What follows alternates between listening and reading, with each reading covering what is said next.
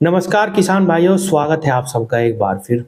किसान साथियों, गन्ना बुआई का समय नज़दीक आ गया है और आज की इस वीडियो में हम यही जानने की कोशिश करेंगे कि इस बार गन्ना बुआई में हमें कौन सा खाद कॉम्बिनेशन इस्तेमाल करना चाहिए जिससे हमारा खर्चा भी कम हो और हमें ज़्यादा लाभ मिले।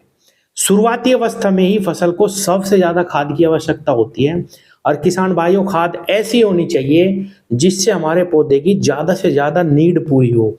यानी कि उसे सल्फर भी मिले, कैल्शियम भी मिले, उसे जिंक भी मिले, उसे बोरॉन भी मिले। जितने भी खाद हैं जो प्राइमरी और सेकेंडरी पोषक तत्व हैं, जिनमें नाइट्रोजन, फास्फोरस और पोटास, कैल्शियम, मैग्नीशियम और सल्फर, ये 6 खाद हैं। 3 खादों की सबसे ज़्यादा ज़रूरत होती है, नाइट्रोजन, फास्फोरस और पोटास, उसके बाद कैल्शियम, मैग्नीशियम और सल्फर।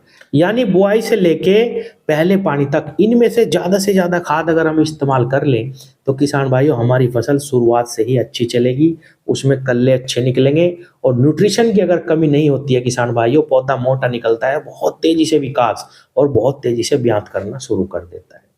सबसे पहले मैं आज बात करूंगा किसान भाइयों कैल्शियम के बारे में, फास्फोरस से भी पहले, नाइट्रोजन से भी पहले। किसान भाइयों, मैंने ये प्रैक्टिकल करके भी देखा कि अगर आप शुरुआत में ही कैल्शियम खाद का इस्तेमाल करते हैं, जो कि दुकानदार आपको बताएगा कि नहीं बरसात के समय पे कैल्शियम डाल लो, ये तो गर्म खाद होती है, ये नुकसान कर देगी या ये तो सिर्फ बाद में ही लाभ पहुंचाती है, ऐसा बिल्कुल नहीं है। किसान भाइयों, अगर हम कैल्शियम खाद का इस्तेमाल शुरुआत में करते हैं तो पौधा मोटा निकलता है, बहुत जल्दी ब्यात पे आता है किसान भाइयों। और मोटाई पे अगर कोई खाद सबसे ज्यादा काम करती है तो वो कैल्शियम है। दूसरी जो हमारी खाद है वो है सल्फर। किसान भाइयों, कैल्शियम और सल्फर का ये कॉम्बिनेशन अगर हम शुरुआत में ही इस्तेमाल करते हैं किसान भाइयों, तो हमारी मिट्टी का पीएच भी सुधरता है। आज ऐसी स्थिति आ चुकी है कि ज्यादातर किसान ये कहते हैं, मनोज भाई हमारी मिट्टी खराब होगी, सख्त होगी, बहुत जल्दी पानी मांगती है, या हम कोई भी खाद डाल दो जल्दी से हमारी जो जमीन है वो रिस्पॉन्स नहीं दिखाती, फसल पे कुछ असर ही नहीं आता। तो किसान भाइयों, कैल्शियम और सल्फर का कॉम्बिनेशन हमारी मिट्टी के पीएच को भी सुधारता है। तो किसान भाइयों, मैं बात कर रहा हूँ एसएसपी खाद की, सिंगल सुपर फास्फेट खाद।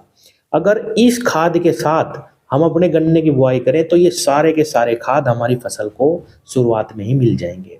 अब सिंगल सुपर फास्फेट का इस्तेमाल हमें कैसे करना, किस मात्रा में करना, जिससे हमें ये डीएपी और एनपीके से भी ज्यादा लाभ पहुंचाएगा। किसान भाइयों, जैसा मैंने बताया, इसके अंदर कैल्शियम भी है, सल्फर भी है, जिंक भी है और आजकल तो बोरोन और जिंक भी इसमें लगभग सभी जितने ब्रांड आ रहे सभी में आने लगा है। अगर बोरोन भी ना आए किसान भाइयों तो जिंक तो लगभग अब सभी एसएसपी में आने लगा है।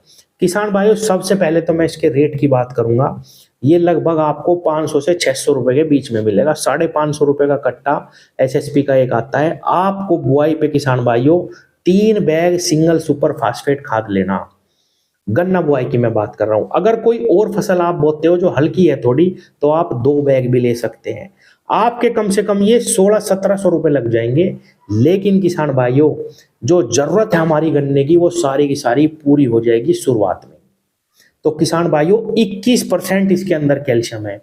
अब आते हैं फास्फोरस पे। 16% इसके अंदर फास्फोरस आता है। अगर आप 3 बैग सिंगल सुपर फास्फेट का इस्तेमाल बुआई में कर रहे तो 16 दूनी 32, 16 ती 48, लगभग 48% फास्फोरस आपके खेत में डलेगा।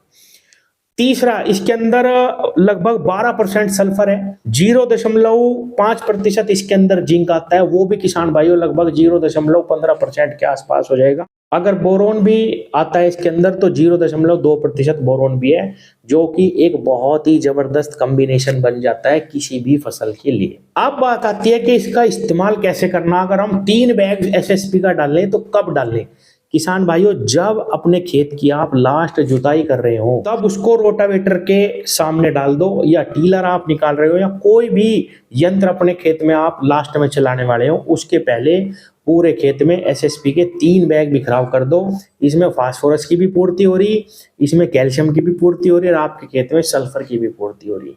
तो ये एक बहुत ही शानदार कॉम्बिनेशन बन जाता है। अब आता है किसान भाइयों के जब हम खूड निकाल ले तो हमें दवा का प्रयोग, जैसा मैंने बताया था कि एक दवा आपको बुआई के समय पे जरूर डालनी चाहिए। किसान भाइयों, बाजार में दुनिया भर की दवाएं हैं, लेकिन हमें दवा भी वो चयन करनी चाहिए जिससे हमारा खर्च भी बचे और बहुत ही शानदार लंबे रिजल्ट हमें देखने को मिले। इसमें अगर मैं आपको बताऊं तो सबसे पहला नाम आता है इफको कंपनी की सीरा सागी का। इस कंपनी का नाम भी मैं इसलिए ले रहा हूं किसान भाइयों, क्योंकि ये सस्ती पड़ती है। इसके अंदर 40% इमिडा और 40% फिप्रोनिल की मात्रा मिलती है। दो बहुत ही जबरदस्त दवाओं का कॉम्बिनेशन है और मात्रा इतनी ज्यादा है ये किसान भाइयों कि कोई भी कीट आपके खेत में 1.5-2 महीने तक भी नहीं फटक सकता। कम से कम जड़ों में तो कोई भी दिक्कत आपकी फसल की आएगी नहीं। और ये सस्ती पड़ती है, लगभग 750 से 850 रुपए के बीच में आपको ये दवा मिल जाएगी 5 बीघे की। अब कुछ किसान कह रहे हैं कि नहीं मनोज भाई, ये तो 1700-1800 की पड़ती है भाई, ये तो 200 ग्राम हमें डालना है। किसान भाइयों, इसमें इतनी ज्यादा मात्रा है कि इसका आप घोल बनाइए। जब आप बुआई कर रहे हो किसान भाइयों, गन्ने टुकड़ों पे आपको इसका स्प्रे करना है। इसके रिजल्ट बढ़ जाएंगे, आपको खाद में नहीं मिलानी है, आपको स्प्रे ही करना है। जब आप इसको गन्ने टुकड़ों पे स्प्रे करेंगे तो आप देखना कि ये 750-800 रुपए का जो एक पैकेट इसका आता है, वो ही 5 बीघे में काफी है। अगर इसकी आधी मात्रा भी किसान भाइयों 20% भी आपके गन्नों पे लग जाती है तो भी आपको बेहतरीन परिणाम मिलेंगे और आपको कोई भी और अतिरिक्त दवा डालने की जरूरत नहीं है। अब आती है फंजीसाइड की बात। किसान भाइयों, कार्बेंडाजिम मैनकोजेब जो दवा आती है, 500 ग्राम वो ले लो, उसका घोल बना लो, और 100 ग्राम ये अपनी इफको कंपनी की सीरस आ गई। इमीडा फिप्रोनिल का ये कॉम्बिनेशन आपको कई दवाओं में मिल जाएगा। घरडा की पुलिस आती है और भी कई कंपनियां इसको अलग अलग नामों से बनाती है। मैं आपको दवा का साल्ट का नाम बता रहा हूँ, किसी भी कंपनी का आप ले सकते हैं। इमीडा 40%, फिप्रोनिल 40%, ये कॉम्बिनेशन लेना। अब आते हैं हम यूरिया पे। किसान भाइयों, यूरिया एक ऐसी खाद है जिसका इस्तेमाल हमें बुआई के समय पे जरूर करना चाहिए। चाहे आप गेहूं की बुआई कर रहे हो, चाहे आप धान की बुआई कर रहे हो, चाहे आप किसी भी फसल की बुआई कर रहे हो। कुछ किसान कहेंगे मनोज भाई, फसल जमीनी, यूरिया आप पहले डलवा रहे तो क्या लाभ मिलेगा? ऐसा नहीं है किसान भाइयों। कोई भी बीज अगर आप मिट्टी में दाबते हैं, 4 दिनों बाद ही उसकी जड़ें छोटी छोटी छोटी छोटी जमीन में चलना शुरू कर देती हैं। अगर उनको वहां पे नाइट्रोजन मिल जाए किसान भाइयों, तो सबसे ज्यादा, फास्फोरस से भी ज्यादा लाभ आपकी फसल पे देखने को मिलेगा नाइट्रोजन का। तो जब आप गन्ने टुकड़े बिछा लें किसान भाइयों और ये स्प्रे कर रहे हो, उसी समय पे आप 1 बैग यूरिया का इस्तेमाल प्रति एकड़ गन्ने की बुआई में जरूर करें। इसका आपको बहुत शानदार रिजल्ट मिलेगा। गन्ना तो किसान भाइयों जमता ही 25 दिन में है जाके, तो जैसे ही 6 दिन में 7 दिन में इसकी जड़ें अंदर ही अंदर निकलना शुरू हो जाती हैं, उनको वहां पे यूरिया की मात्रा संपूर्ण मिल जाती है किसान भाइयों। बहुत ही प्यारे रिजल्ट इसके देखने को मिलते हैं यूरिया के। और 7 दिन बाद ही यूरिया खाद ऐसी अवस्था में पहुंचती है टूट के, पौधे उस नाइट्रोजन को अवशोषित कर सकें। तो किसान भाइयों, हमें नाइट्रोजन भी मिल गई, फास्फोरस भी मिल गया, सल्फर भी मिल गया, बुआई पे ही हमें कैल्शियम भी मिल गया, हमें जिंक भी मिल गया, हमें बोरोन भी मिल गया।